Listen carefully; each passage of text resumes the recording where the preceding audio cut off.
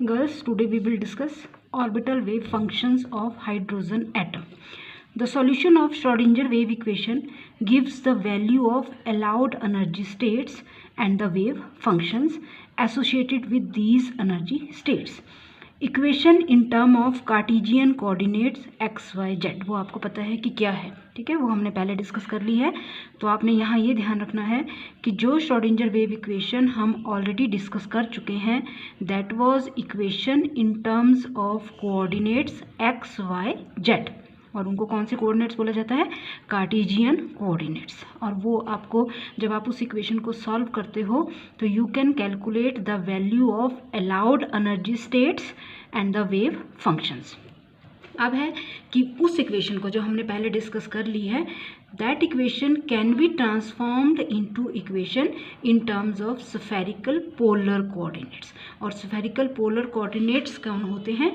जो यहाँ पे आपने लिए हैं श्रोडिंगर वेव इक्वेशन में, आर थीटा फाई।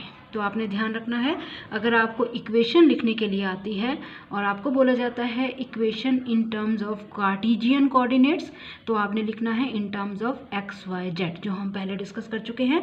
और अगर आपको बोला जाता है Schrodinger wave equation in terms of spherical polar coordinates, तो आपने ये वाली इक्वेशन लिखना है, this is Schrodinger wave equation in terms of spherical polar coordinates. तो मतलब कार्टेशियन कोऑर्डिनेट्स की टर्म में जो इक्वेशन थी, that can be transformed into this equation, and this is the equation in terms of spherical polar coordinates r theta phi.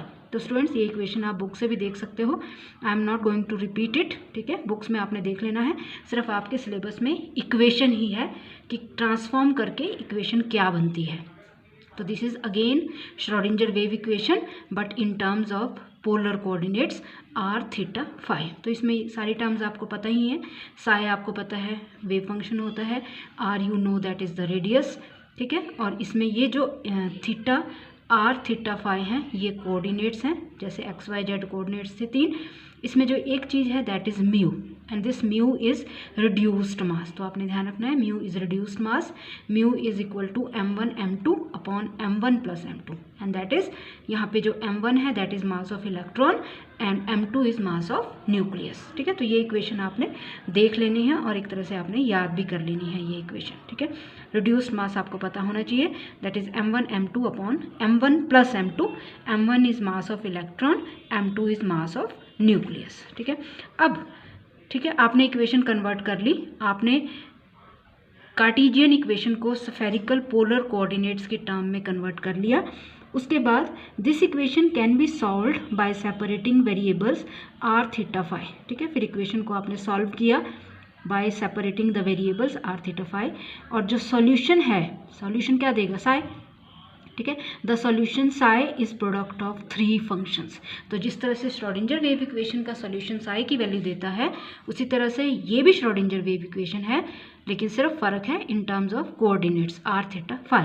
ये भी किसकी value देगा? वेव फंक्शन की। तो इस केस में जो वेव फंक्शन होगा, द सॉल्यूशन जो होगा, वो प्रोडक्ट होगा 3 फंक्शंस का, साई, क्योंकि कोऑर्डिनेट्स की टर्म है r theta phi, that is equal to product of 3 functions. तो आप देख सकते हो हियर देयर आर 3 फंक्शंस, ठीक है। तो जो टोटल वेव फंक्शन है that is product of 3 functions, जिसमें आर डिपेंड करता है distance r from the nucleus, और theta theta depends upon angle theta, phi phi depends upon angle phi. तो आपके सामने है, ये चीज़ आपको क्लियर होनी चाहिए कि जो कंप्लीट वेव फंक्शन है that is Sai, and that is product of 3 functions, जिसमें से आर जो है वो डिस्टेंस आर पे डिपेंड कर रहा है, थीटा थीटा एंगल थीटा पे डिपेंड कर रहा है, फाई फाई एंगल फाई पे डिपेंड कर रहा है। During solution of Schrodinger wave equation certain constants are required, ठीक है। कुछ कॉन्स्टेंट्स की जरूरत पड़ी थी, and they are called quantum numbers, ठीक है। तो जैसे फॉर एग्जाम्पल वेव फंक्शन आपको बता दिया पहले, complete wave function is product of 3 wave functions, ठीक है। इसमें जो वेव फंक्शन आर है वो डिपेंड कर रहा है क्वांटम नंबर प्रिंसिपल पे और एजीमुथल पे। जो वेव फंक्शन थीटा थीटा है वो डिपेंड कर रहा है क्वांटम नंबर एजीमुथल और मैग्नेटिक पे। जो वेव फंक्शन फाई फाई है वो डिपेंड कर रहा है मैग्नेटिक क्वांटम नंबर पे। तो आप देख सकते हो complete wave function is product of 3 wave functions r depending upon principal quantum number azimuthal quantum number, theta depending upon azimuthal quantum number magnetic quantum number, phi depending upon magnetic quantum number. ठीक है, तो ये आपका आ गया कि जो solution था Schrodinger wave equation का, उससे कुछ कांस्टेंट्स आपके निकले थे and they are called quantum numbers. तो ये जो इक्वेशन थी वो इन कांस्टेंट्स पे डिपेंड करती थी। ठीक है, जो आपने देख लिया श्रोडिंगर वेव इक्वेशन जब आपने सॉल्व की थी तो आपके पास 3 क्वांटम नंबर आए थे, that is principal, azimuthal and magnetic. तो उन क्वांटम नंबर पे ये फर्दर जो इक्वेशन आई वो डिपेंड करती है इस तरह से। ठीक हो गया, तो वही चीज़ आगे दोबारा से कि जो कंप्लीट वेव फंक्शन है that may be represented as product of 3 functions, one of which depends upon distance r from the nucleus and is determined by quantum number n and n, जो पहले बता चुके हैं। अदर 2, अब इन दोनों को हम इकट्ठा कर रहे हैं क्योंकि दोनों ही एंगल्स पे डिपेंड करते हैं। Other 2 depends upon angles theta and phi and determined by quantum number l and m। ठीक है, तो मतलब जो कंप्लीट वेव फंक्शन हो गया हम उसको 3 फंक्शंस का प्रोडक्ट बोल रहे हैं, जिसमें से एक r वो डिपेंड कर रहा है डिस्टेंस r पे और डिटरमिन हो रहा है by quantum number n and l। बाकी जो 2 थे उनको इकट्ठा कर दिया, वो डिपेंड कर रहे हैं एंगल्स थीटा एंड फाई पे और determined by quantum number l and m। तो अब ये जो फर्स्ट है इसको आप रेडियल पार्ट बोल देते हो, इसको आप रेडियल वेव फंक्शन बोल देते हो, और ये जो 2 हैं इनको आप एंगुलर वेव फंक्शन बोल सकते हो। तो वो क्लियर ही होना चाहिए आपको। इनको रेडियल क्यों बोला? क्योंकि ये रेडियस पे डिपेंड कर रहे हैं, डिस्टेंस फ्रॉम द न्यूक्लियस पे डिपेंड कर रहे हैं। इसको एंगुलर क्यों बोला? क्योंकि ये एंगल्स पे डिपेंड कर रहा है, theta and phi are angles. तो अब आपने दोबारा से बोला जो कंप्लीट वेव फंक्शन आया from the solution of Schrodinger wave equation, जब आपने उसको कन्वर्ट कर दिया स्फेरिकल पोलर कोऑर्डिनेट्स की टर्म में, तो जो कंप्लीट वेव फंक्शन आया वो इन वेव फंक्शंस का प्रोडक्ट है, जिसमें से ये वाला पार्ट रेडियल पार्ट है और ये वाला पार्ट एंगुलर पार्ट है। ठीक है, क्योंकि ये रेडियस पे डिपेंड कर रहा है और ये दोनों एंगल्स पे डिपेंड कर रहे हैं, थीटा एंड फाई। राइट, उसके बाद तो अब दोबारा से आप इसको फिर अगर आपको आ सकता है, नोट आ सकता है कई बार, तो आपको दोबारा से लिख दिया है this is radial wave function. जो कंप्लीट वेव फंक्शन है वो प्रोडक्ट है रेडियल वेव फंक्शन और एंगुलर वेव फंक्शन का। तो मतलब रेडियल पार्ट को आपने अलग रखा है, एंगुलर थीटा और फाई को आपने इकट्ठा कर दिया। तो जो कंप्लीट वेव फंक्शन आया वो इन दोनों का प्रोडक्ट आया। अब radial wave function gives the distribution of electron as a function of distance r from the nucleus and depends upon quantum number n and l and is represented as. इसमें कोई problem नहीं है आपको। r को आप इस तरह से रिप्रेजेंट कर रहे हो कि ये क्वांटम नंबर n और l पे डिपेंड कर रहा है। एंगुलर वेव फंक्शन वो मैंने बता दिया, दोनों को इकट्ठा कर देना है। प्रोडक्ट थीटा एंड फाई जो आपके साथ पहले डिस्कस कर चुके हैं हम, प्रोडक्ट थीटा एंड फाई ये जो आपके पास था ये वाला प्रोडक्ट। ठीक है, r आपने अलग कर दिया क्योंकि ये रेडियल पार्ट हो गया। ये जो पार्ट है theta and phi is called angular wave function. It depends upon directions given by the angles theta and phi. Thus it determines shape of the orbital. अब आपको यहाँ से ये क्लियर हो जाना चाहिए। And it depends upon quantum number L and M because it does not depend upon N. अब आपके सामने है angular wave function principal quantum number पे डिपेंड नहीं कर रहा है। इसका मतलब जो शेप्स आएंगी s ऑर्बिटल की 1s 2s 3s वो कैसी रहेंगी? सेम। ठीक है, सिर्फ फर्क काय में आएगा, साइज में आएगा। ठीक है, तो आपने याद रखना है angular wave function principal quantum number पे डिपेंड नहीं करता। तो 1 है चाहे 2 है चाहे 3 है, शेप क्या रहेगी? सेम, क्योंकि एस एस एस। ठीक है, क्लियर हो जाना चाहिए आपको ये चीज़ अब कि क्योंकि angular wave function principal quantum number पे डिपेंड नहीं करता है। यहाँ पे प्रिंसिपल क्वांटम नंबर 1 है, यहाँ पे प्रिंसिपल क्वांटम नंबर 2 है, यहाँ पे प्रिंसिपल क्वांटम नंबर 3 है। तो कुछ भी हो प्रिंसिपल क्वांटम नंबर, जो एंगुलर वेव फंक्शन होगा क्योंकि वो शेप के बारे में बताता है, तो एस ऑर्बिटल्स की शेप सेम रहेगी, चाहे 1s है चाहे 2s है चाहे 3s है। वो आपको पता ही है क्या होती है शेप, स्फेरिकल सिमेट्रिकल। ठीक है, तो ये हो गया एंगुलर वेव फंक्शन। उसके बाद आ गया आपके पास एस ऑर्बिटल्स की बात की, उसी तरह से हम पी ऑर्बिटल्स का भी देखेंगे। 2p 3p 4p बोलने का मतलब क्या हो गया? यहाँ प्रिंसिपल क्वांटम नंबर 2 है, यहाँ 3 है, यहाँ 4 है, कोई फर्क नहीं पड़ेगा। p p p तो शेप क्या रहेगी? सेम। रीज़न क्योंकि एंगुलर वेव फंक्शन आपको शेप के बारे में बताता है और angular wave function principal quantum number पे डिपेंड नहीं करता है। तो चाहे 2p है, चाहे 3p है, चाहे 4p है, शेप विल बी सेम। तो इसको अब आपने इकट्ठा करके कैसे लिखना है, थीटा थीटा फाई फाई को वाई थीटा फाई। तो बस अब आपने क्या किया, दोबारा से लिखा, complete wave function is product of these functions where r y theta phi, क्योंकि आपने इसको क्या बना दिया, वाई थीटा फाई। तो बस वही चीज आ गई। Complete wave function represent N orbital in which radial part gives size and angular part gives shape. तो ये चीज आपको बिल्कुल क्लियर रहनी चाहिए कि जो कंप्लीट वेव फंक्शन होता है वो रेडियल वेव फंक्शन और एंगुलर वेव फंक्शन का प्रोडक्ट होता है, जिसमें रेडियल पार्ट किसी ऑर्बिटल का साइज बताता है, क्योंकि रेडियल पार्ट डिस्टेंस r पे डिपेंड करता है। जैसे जैसे डिस्टेंस बढ़ता जाएगा साइज क्या करता जाएगा, इंक्रीज करता जाएगा। रेडियल पार्ट आपको साइज के बारे में बताता है और शेप के बारे में आपको एंगुलर पार्ट बताता है। एक पॉइंट। दूसरा पॉइंट याद रखना है कि क्योंकि angular wave function principal quantum number पे डिपेंड नहीं करता है, तो चाहे कोई भी हो प्रिंसिपल क्वांटम नंबर की वैल्यू, अगर s ऑर्बिटल है सबकी शेप सेम आएगी, p ऑर्बिटल है चाहे 2p है, चाहे 3p है, चाहे 4p है, सबकी शेप सेम रहेगी। सिर्फ फ़र्क काय में आएगा, साइज में, वो हम बाद में डिस्कस करेंगे। ठीक है, अब आप देखो, the solutions of Schrodinger wave equation is difficult to remember. ठीक है, ये चीज़ आपने याद रखनी है कि जो श्रोडिंगर वेव इक्वेशन का सॉल्यूशन होता है बहुत ज़्यादा डिफ़िकल्ट होता है रिमेंबर करने के लिए, लेकिन कुछ इंपॉर्टेंट पॉइंट्स आपने ज़रूर ध्यान रखने हैं स्टूडेंट्स। इसके वो इंपॉर्टेंट पॉइंट्स हम थोड़ा सा डिस्कस करेंगे अभी कि क्या है वो important point from the solution of Schrodinger wave equation. सबसे पहले important point, the wave function of, अच्छा अब आपकी बुक्स में स्टूडेंट्स ये देखो, यहाँ पे आपने अगर मॉडर्न की बुक्स ली हैं या कोई भी बुक ली है आपने, तो आपके पास हर एक ऑर्बिटल का 1s 2s 2p सबका 2s 2p 3s 3p 3d sub orbitals का रेडियल पार्ट भी बताया हुआ है और एंगुलर पार्ट भी बताया। यहाँ से बस आपने समझने की कोशिश करनी है कि क्या मतलब है।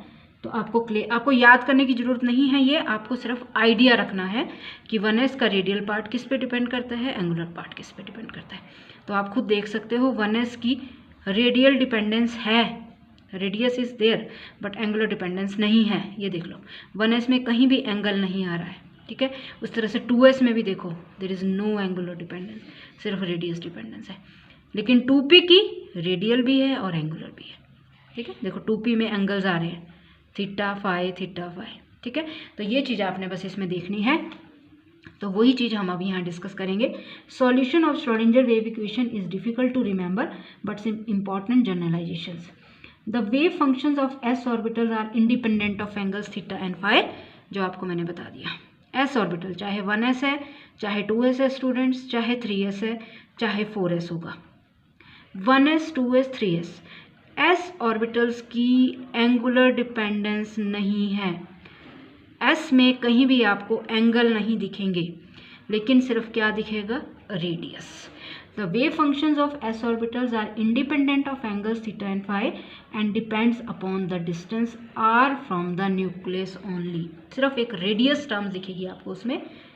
ठीक है, एंगल्स नहीं दिखेंगे s ऑर्बिटल्स के लिए। उसका मतलब क्या हो गया कि ऑर्बिटल 1s चाहे 1s है, चाहे 2s है, चाहे 3s है, चाहे 4s है, क्योंकि इनकी एंगुलर डिपेंडेंस नहीं है, इनकी शेप सेम आएगी, सिर्फ फर्क काय में आएगा, इनके साइज में। ठीक है, तो this means that this orbitals 1s 2s 3s 4s will have same shape, और वो शेप क्या आएगी, स्फेरिकल सिमेट्रिकल। क्योंकि आपको पता है स्टूडेंट्स, स्फीयर एक ऐसी शेप होती है जिसको आप उसके रेडियस से डिफाइन करते हो। तो यहाँ भी आप वही कर रहे हो, क्योंकि s ऑर्बिटल्स की एंगुलर डिपेंडेंस नहीं होती है, उनकी सिर्फ रेडियल डिपेंडेंस होती है, तो उनकी शेप क्या बनेगी, स्फेरिकली सिमेट्रिकल। बस ये चीज़ है इसमें, orbitals will have same shape spherically symmetrical, सिर्फ साइज में डिफर करेंगे, क्योंकि स्फीयर एक ऐसी चीज़ है जिसको आप उसके रेडियस से डिफाइन करते हो।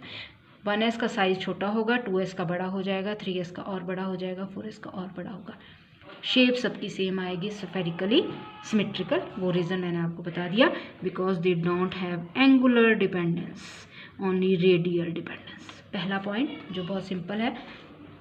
दूसरा point, the wave functions for 1s orbital is governed by exponential form. अब आप देखो इधर, ये देखो रेडियल वेव फंक्शन चाहे 1s का है, चाहे 2s का है, चाहे 3s का है, एक एक्सपोनेंशियल टर्म उसमें आ रही है क्योंकि इसकी रेडियस डिपेंडेंस है सिर्फ 1s और 2s और 3s की, s ऑर्बिटल्स की। There is one term which is called exponential term, जो आप देख सकते हो, ठीक है, सब में एक्सपोनेंशियल टर्म है। The wave function for 1s orbital is governed by exponential form, और वो एक्सपोनेंशियल फॉर्म ये है। ए नॉट क्या होता है 0.529 एंगस्ट्रॉम यूनिट, जिसको आप बोहर्स रेडियस बोलते हो। इसका मतलब जब इलेक्ट्रॉन न्यूक्लियस से इतने डिस्टेंस पे होगा तो उसकी प्रोबेबिलिटी सबसे ज़्यादा रहेगी। इतने डिस्टेंस पे इलेक्ट्रॉन को फाउंड करने की प्रोबेबिलिटी सबसे ज़्यादा होती है। अब स्टूडेंट्स थोड़ा सा मैथ्स है यहाँ पे कि ये क्योंकि एस ऑर्बिटल्स का radial wave function exponential term से गवर्न होता है, और इस एक्सपोनेंशियल टर्म की वजह से वो क्या करेगा, कॉन्टिन्यूसली डिक्रीज करेगा विद इंक्रीज इन आर। ठीक है, ये पॉइंट आपने याद रखना है कि because of the exponential term it continuously decreases जैसे जैसे रेडियस बढ़ेगा 1s के लिए। ठीक है, आपने देख लिया 1s का, ये था आपका 1s का, ये 1s की बात हो रही है सिर्फ 1s में, यहाँ पे सिर्फ एक एक्सपोनेंशियल टर्म आ रही है। अब बात आएगी 2s की, तो इसका मतलब क्या हो गया कि 1s के लिए जो रेडियल वेव फंक्शन है वो कॉन्टिन्यूसली डिक्रीज करेगा जैसे जैसे डिस्टेंस बढ़ेगा। अब बात करेंगे हम 2s की। 2s में आप खुद देख सकते हो ये एक्सपोनेंशियल टर्म तो है ही है जिसकी वजह से डिक्रीज करेगा रेडियल वेव फंक्शन, लेकिन साथ में ये भी है एक टर्म, ये वाली टर्म। ठीक है, उस टर्म का क्या होगा वो देखना है। For 2s orbital wave function is governed by the term this, in addition to the exponential term it decreases in the beginning. जो आपको पता है एक्सपोनेंशियल टर्म की वजह से क्या करेगा, डिक्रीज करेगा जैसे जैसे डिस्टेंस बढ़ेगा। ठीक है, लेकिन जब r 2a नॉट के बराबर होगा, क्योंकि आपको पता है z is 1 for hydrogen atom, तो जब r 2a नॉट के बराबर हो गया तो साई की वैल्यू क्या आ गई स्टूडेंट्स, 0। देखो यहाँ सॉल्व करके दिखाया है आपको, जब r 2a नॉट के बराबर होगा तो साई क्या हो जाएगा, 0। इसका मतलब जैसे जैसे डिस्टेंस बढ़ रहा है एक्सपोनेंशियल टर्म की वजह से डिक्रीज कर रहा है, फिर जब r 2a नॉट के बराबर हो जाएगा तो जो रेडियल वेव फंक्शन है वो क्या बन जाएगा, 0, जो आपके सामने है। अगर ये रेडियल वेव फंक्शन है तो ये क्या बन गया, 0, और उसको क्या बोलते हैं, नोट, जहाँ पे रेडियल वेव फंक्शन 0 हो जाता है। और उसके बाद क्या होगा, ये देखो आप, आफ्टर दिस, ठीक है, आफ्टर दिस जब r 2a नॉट से बड़ा हो गया, ठीक है, तो वेव फंक्शन नेगेटिव हो जाएगा। वो आप पुट करके देख लो, वेव फंक्शन क्या हो जाएगा, नेगेटिव, जब r 2a नॉट से बड़ा हो गया। तो अब आपके सामने है 1s ऑर्बिटल के लिए सिर्फ एक्सपोनेंशियल टर्म आती है, रेडियल वेव फंक्शन जैसे जैसे डिस्टेंस बढ़ेगा डिक्रीज करेगा because of the exponential term. 2s orbital के लिए एक्सपोनेंशियल टर्म की वजह से रेडियल वेव फंक्शन डिक्रीज करेगा। उसके बाद जब r 2a नॉट के बराबर होगा तो साई 0 हो जाएगा, दिस विल बिकम 0, जिसको आप नोट बोलेंगे। और उसके बाद जब r 2a नॉट से बड़ा होगा तो ये क्या हो जाता है, नेगेटिव।